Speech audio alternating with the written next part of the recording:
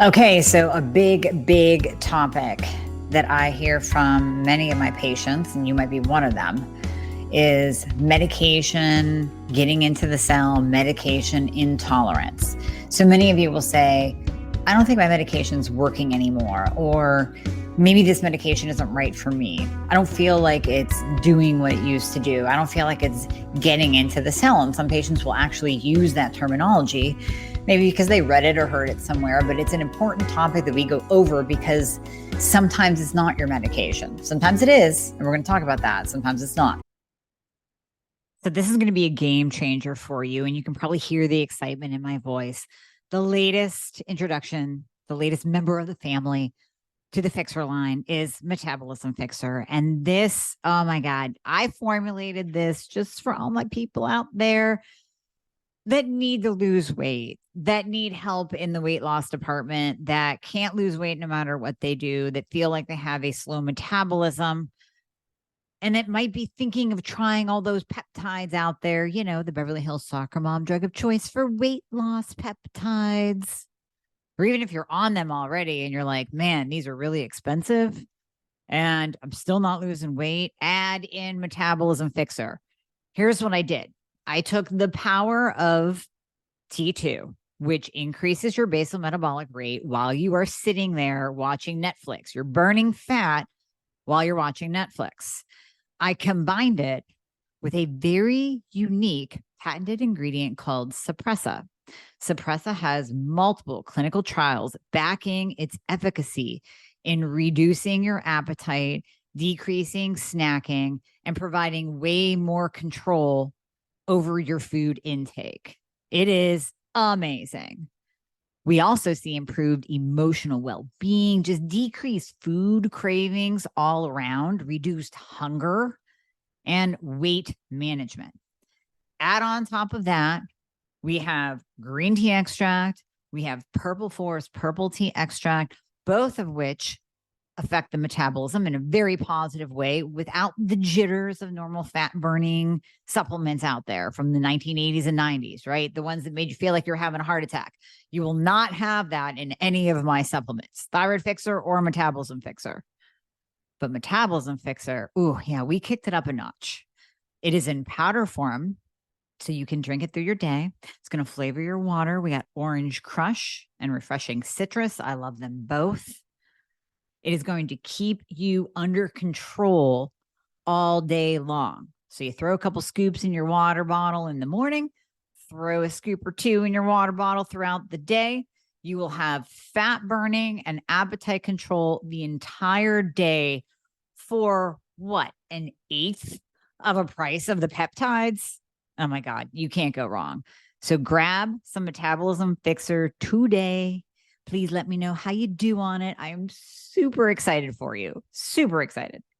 So first of all, when we're talking about medication intolerance, basically what occurs with you, with a patient, is that you'll hit this point where everything was working and you felt better and you could feel your hypothyroid symptoms go away, go down, diminish, decrease. You start to lose weight. Your energy comes back.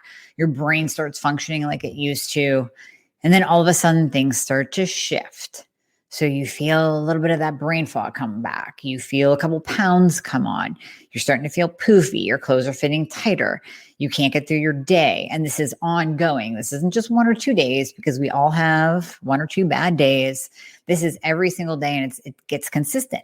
So your antenna comes up and you start to become aware that something just isn't right. Now, I am a big advocate in you knowing your body. I know that you know your body. You do know your body, by the way. And you can tune into those little signals that your body is giving you. No doubt, no question. So you do have to listen to that and be aware of it. But is it your actual medication that is not working? Have you become intolerant to your medication? So let's talk about what could contribute to all of this. First of all, I want you to think about stress.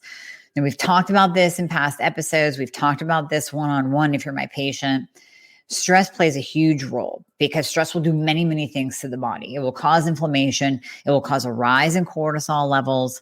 But the big thing that you have to remember with stress, it doesn't have to be a big stressor. It doesn't have to be a death or a divorce or a loss of a job. I want you to actually think back 6 months ago. anything changing, any little stressors, has anything been going on and on and on as a low level chronic stressor? We talked about that a little bit last week with immune system, right? That low level chronic stress, we know hands down through studies, we know that it decreases your immune system. That's why many people will get sick after they make it through a stressor, after they make it through one of the big ones like death, divorce, loss of a job. But even those low level chronic stressors can cause an inflammatory response and reduce inflammation.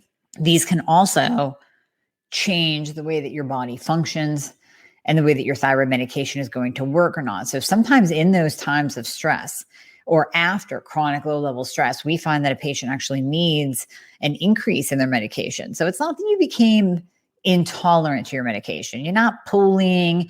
You don't need a new brand. Nothing's wrong with the manufacturer, although that is a possibility. So bear with me.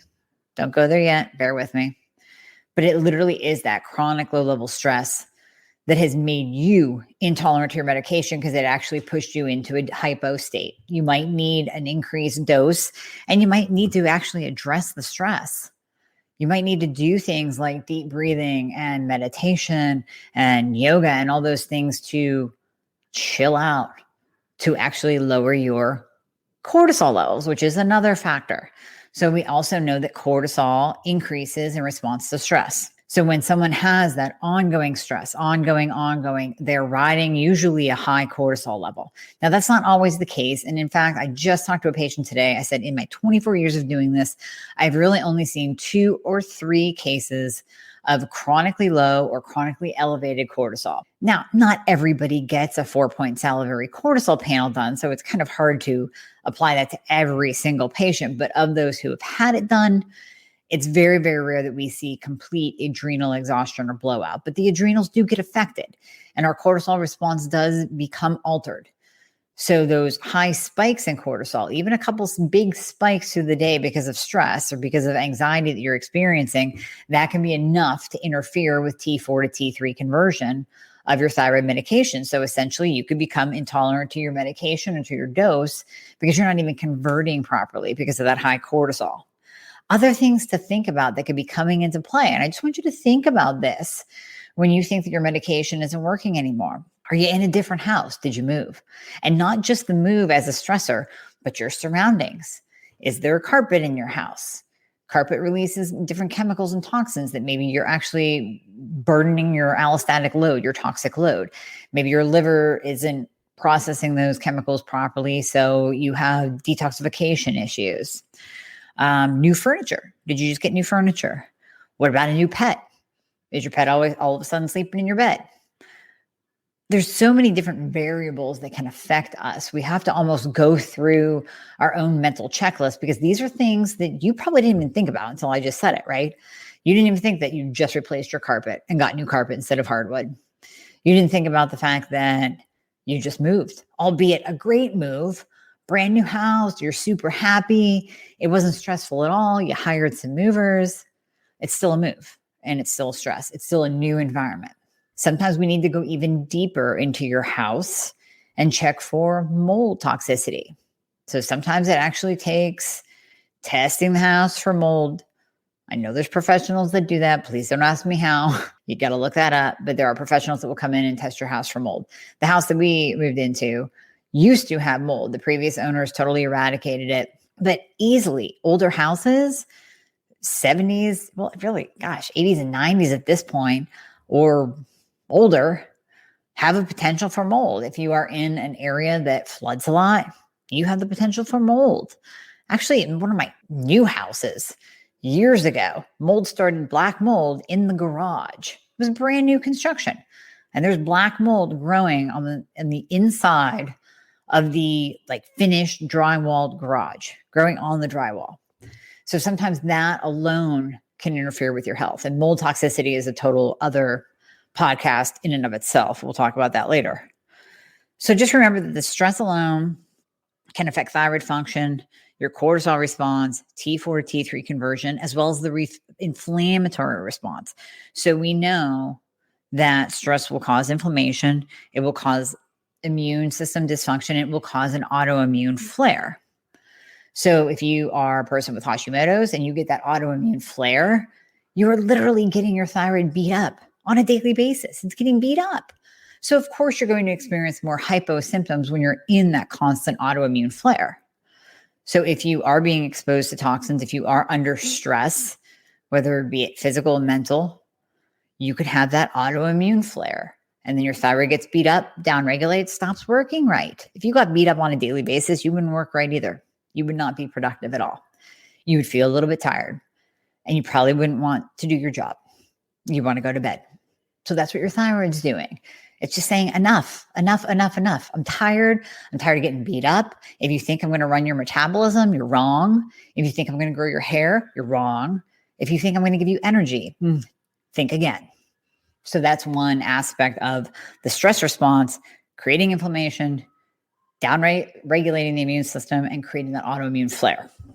The other thing to ask yourself, especially now, are you eating like garbage? Are you spiking your insulin? Because if you're eating the sugar and you're eating the Christmas cookies and you're eating the carbs and you're eating like you're quarantined, you're going to spike your insulin. Now, we know that high insulin levels equals inflammation. We know that. And we know that high insulin will not only grow a fat cell, but it will also cause a cell to literally become inflamed. And when we are inflamed, we can't take in what we need to take in.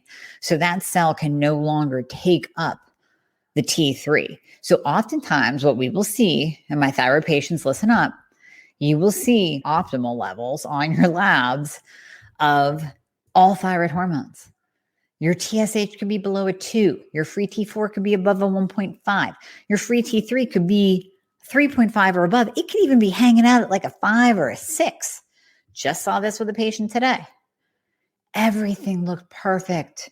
Reverse was below a 12. It was a beautiful lab picture, but she felt like crap, gaining weight, brain fog, the whole deal. So what was going on? High insulin levels, high A1C, high insulin, high fasting insulin. That insulin will cause enough of an inflammatory response. Now, normally we see insulin interfering with T4 to T3 conversion. So we'll see high levels of reverse T3, the anti-thyroid hormone, the one that literally blocks the cell from picking up T3. But that wasn't the case. Reverse T3 was low and she still wasn't feeling the effects of having a really beautifully high free T3 level. That cell was so inflamed from high insulin that it literally could not pick up the T3. The T3 could not get into the cell at all. So even with leaky gut, you have to think about leaky gut. That's also going to cause systemic full body inflammation. It can also set you up for an autoimmune flare like we just talked about. And it can set you up for higher insulin levels because of that inflammatory response. So all of a sudden you could react to something in your medication that triggers an autoimmune flare. And it's because you had leaky gut for years and years and years. We're tying this inflammatory response together, from inflammation to leaky gut to high insulin. And then we're going to talk about the cell function and the uptake again. So back to inflammation. Inflammation will inhibit T4 to T3 conversion. Hopefully you're following me here, as well as impair the pituitary from releasing TSH, and it will impair cell function and the uptake of T3. So your cells actually become less sensitive to T3. That's that inflammatory response that I just talked about. That high insulin, inflammation, not sensitive to T3. T3 cannot get into the cell to do its job, but the lab markers look pretty. So you may have enough T3 in the system and you're on the right medication, but the inflammation is causing you to experience hypo symptoms because the T3 cannot bind to that cell, get into the cell to do its job, to give you a metabolism, to grow your hair, to strengthen your nails, to give you energy, all of that. Another thing to think of, any new supplement. You add in something because you read it on a blog or because your best friend's sister's boyfriend's cousin saw it on Dr. Oz that for thyroid, you should add in a crap ton of iodine. Did you add in anything? Are you taking too much selenium? I see this a lot. You do not want too high selenium levels. Do not pound yourself with selenium and Brazil nuts every day because you read it somewhere that it's good for your thyroid. Are you on any kind of new supplement that could be changing your body chemistry in one way or another? So again, it's not the thyroid medication. It's not that you're intolerant. It's that you're raising a level too high, or you're adding in a supplement that contains fillers that your body's reacting to, going back to the leaky gut. All of a sudden, you're reacting to something that's in your supplement or in your medication because of your leaky gut, and you're becoming inflamed. And your body is just saying, no, we're not happy here. So if you have too much selenium, if you have too much iodine, are you eating more Brazil nuts? Are you eating more seaweed or fish? That can raise your iodine levels as well. You might have too high of iodine, which is then bringing on hypo symptoms because it's pushing you into a hypothyroid state, especially if you have Hashimoto's. You're going to be more sensitive to too much iodine. Iodine is the Goldilocks mineral. Goldilocks means just right, not too high, not too low, just right, just in the middle. And that's where we want you. Selenium is kind of iffy too. And then you have to say to yourself, okay, I didn't add in a new supplement. I didn't add in selenium. I'm not eating too many Brazil nuts. I didn't add in iodine, but you know what? I'm not taking anything for my thyroid. I'm not taking my magnesium. I'm not taking my vitamin D on a regular basis. I'm not taking a thyroid support formula that has a tiny little bit of iodine, a tiny little bit of selenium. I'm not doing any of that. So I'm not even giving my thyroid the support that it needs for my medication to function properly. I'm not giving it the feed that it needs to function properly. So that's something else to think of. Go through your checklist, write these down, check them off the box because it might not be that you're medication intolerant right now. Now, going to the medication. This is where you got to call your pharmacy. You might have to call the company. This is where you might be intolerant to your medication. Did the formula of your med change? Or did the pharmacy change manufacturers? Because this can happen too. So 2 things. Number 1, you can look online. You can ask the pharmacist to see maybe the company that manufactures your medication added a filler. And they don't post this. They're not sending you an email saying, hey, Susie, we changed our formula. We added in this little sprinkle. No, they're not going to tell you that. So you might have to call the pharmacy, and the pharmacy may or may not know, quite honestly. You might have to look up the manufacturer, dig deep, and see if they changed the formula or added anything. And then the second part of that is you might have to ask your pharmacy if they change manufacturers. This is especially true if you're on generic. So this has happened to me many times. Sometimes they'll tell you and sometimes they won't. You know, you get your pills and they look a little bit different. And on your prescription bottle, most of the time, it will say who the manufacturer is. So maybe the manufacturer of your generic Synthroid or your Levo or your generic Leo, your T3 changed. And just that manufacturing change will change how it works in your body. Yes, it's still T4. Yes, it's still T3, but the manufacturer could have different fillers or have do something different than in your body. It just doesn't work. That's why I even say with my patients, sometimes, even if we're in the NDT realm, the natural desiccated thyroid realm, Armour might work great for one person and not for another. NP thyroid might work great for one person and not for another. They're all NDT. They're all T4, T3. But sometimes just changing the manufacturer by choice will change how that medication works in someone. So that can be one change that we do with you. If you feel like you are medication intolerant, you checked off all the boxes, you made sure that nothing else is going on, like new home, stress, high insulin, eating like garbage, adding in a new supplement, taking too much iodine, taking too much selenium, leaky gut, all of that good stuff. We might just have to change your NDT. And that's the beauty of working with someone, is that we can experiment. We can see what's going to work for you. But call the pharmacy if you feel like you've been doing really, really well on one particular medication at this particular dose. You've been doing fine, and then boom, all of a sudden it stops working. You might have to see if the manufacturer added in any fillers, or the manufacturer added fillers, or if the pharmacy changed manufacturers to a different company. So the simplest thing to do is just to switch brands, right? So your NDT, we change. We change you over to a different NDT. Maybe we'll change you from NDT to the synthetics, to the Levo or Synthroid or Tirosint, and a combination of Cytomel or Leothyronine. If you are in that T4 box, sometimes just changing from generic to brand Synthroid makes a difference. Sometimes changing all the way to Tirosint makes a difference. And then going one more step to Tirosint Sol, which is almost as pure can be when it comes to T4. Sometimes that can make the difference because it could be that the fillers that are in there you are reacting to. Even if you didn't react in the very beginning, remember this is an intolerant buildup. This is over the course of maybe 6 months that you actually start becoming intolerant to those fillers because of leaky gut. And now it's triggering that inflammation in your body. And now you're becoming intolerant to it. So it absolutely could be. We might have to change you to synthetics. We might have to change your brand. We might have to go to brand name. We might have to go one more step to really brand name that's very, very pure.